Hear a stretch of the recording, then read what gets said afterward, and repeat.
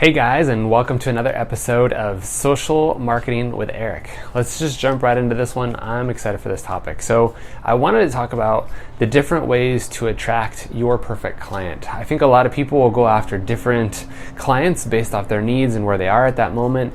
Some people will even take on clients that probably they don't really want to work with, but they may be desperate for business and they're just willing to say yes. So today we're going to talk about how to set up your perfect client and then how to market to them as well.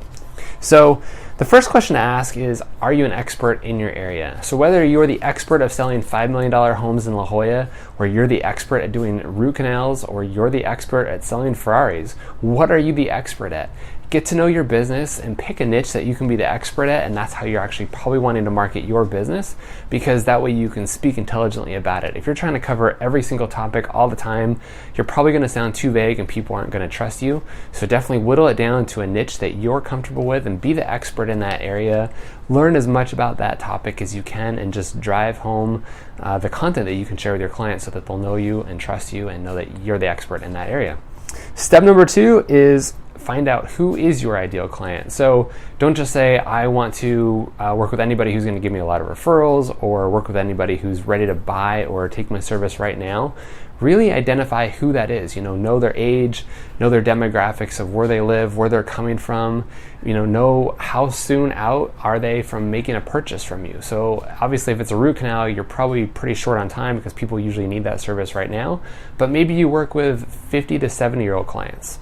Or maybe you work with first-time home buyers who are between 25 and 35 years old who buy in a certain area because that's who listens to you and wants to talk to you and get to know you better. So find out who your ideal client is and kind of base your marketing around that scenario. Also, another step along that note is kind of finding out who you're set up to serve.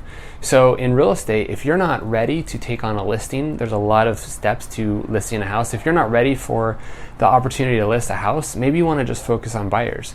Again, if you're a dentist and you're not quite ready to do root canals, maybe you don't want to focus on those type of clients. So find out who you're set up to serve right now and grow into the client that you're looking to serve someday. Maybe that'll be a good starting point for you.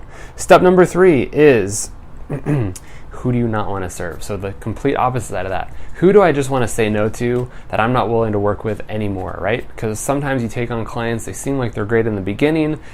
A week later, 2 months later, you're just saying, I'm done. I'm out of here. I've got to find some way to get out of this contract. Whatever it is, find out who you're happy to say no to and be ready to say no when they come along. Back to that $5 million La Jolla property, right? Let's say that's all you want to do is focus on $5 million and up. You may only sell 1 or 2 houses a year, but maybe that covers your needs for the whole year. And maybe somebody comes to you one day and says, hey, I've got a condo in Hawaii that I want to sell, and it's $800,000. Well, that sounds great, but I don't work with people in Hawaii, so I'm going to refer them to somebody else. So you got to know when to say no, and you got to know who your ideal client is. Step number 4: what questions do you use to identify the fit of your perfect client? So what are you going to ask yourself internally to know, am I working with the right person? Do they have the right age demographic that I'm looking for, right? If I'm looking for 30 to 50 and they're 25, do I want to say yes? Do I want to stretch the rules, or do I want to wait until they're ready to go? If I only work with people in San Diego County, do I want to take on somebody who's in Orange County? Do I want to stretch it a little bit further? So know internally when I'm going through the screening process of meeting with somebody, where's my out? At what point along the way do I say, you know what, this has been great, but let me refer you to somebody who's probably going to be able to help you better than I can. By saying no to people, you're actually going to get more business because you're going to know who you want to work with and you're just going to focus on those clients. If you're all over the place and saying yes, yes, yes, yes, I'll work with anybody, you're going to be stretched too thin, and the people that you don't want to work with are probably going to drag out your time because you're not prepared to work with them. You're not going to be able to service them in the way that you should be. But if you just focus on those ideal clients and the people that are easiest for you to work with, you're going to be able to just knock them out of the park, right? You're going to be able to get them done. You're going to move them on. You're going to be able to help as many people as you possibly can. And that's the best way to run a business. Step number 5. This is the one that matters the most to me. What lead gen system best attracts the clients that I'm looking for?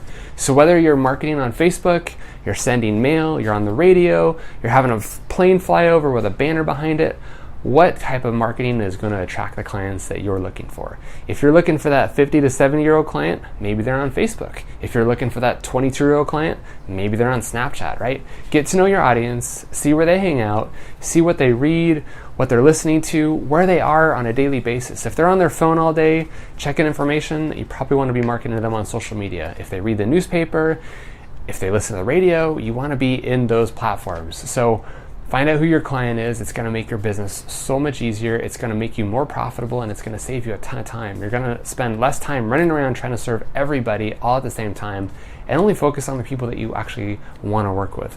So I hope these tips help you in your business. If you need help structuring a marketing campaign that's going to fit your client, reach out to us. We're at the Orange Stack. We're happy to help. I look forward to seeing you on the next video. Thanks.